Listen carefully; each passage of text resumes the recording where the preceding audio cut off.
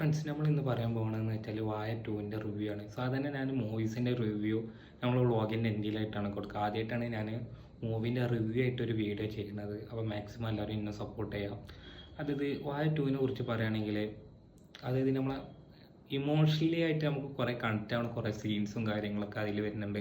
അതായത് അച്ഛനും മകനും കൂടിയുള്ള ബന്ധം, അതേമാതിരിക്ക് സഹോദരനും സഹോദരിമാർക്ക് കൂടിയുള്ള ബന്ധം, അതായത് ആങ്ങളി പെങ്ങളിലുള്ള ഒരു ബന്ധമുണ്ട്.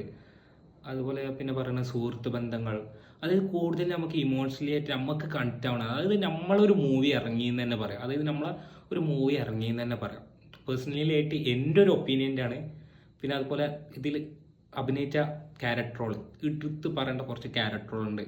അതായത് നമ്മളെ ബിജു ചേട്ടൻ ചെയ്ത വെച്ചൊരു ക്യാരക്ടർ ഉണ്ട്. അതായത് എന്താ പറയുക, ഒരു ഫാദറിൻ്റെ ക്യാരക്ടറാണ്. ഇമോഷണലി നമ്മളെ ഫാദറിനെ എടുത്തിട്ട് കണക്റ്റ് ആവുന്ന ഒരു ക്യാരക്ടറുകൾ കുറേ എണ്ണം ഉണ്ട്. അതുപോലെ നമ്മൾ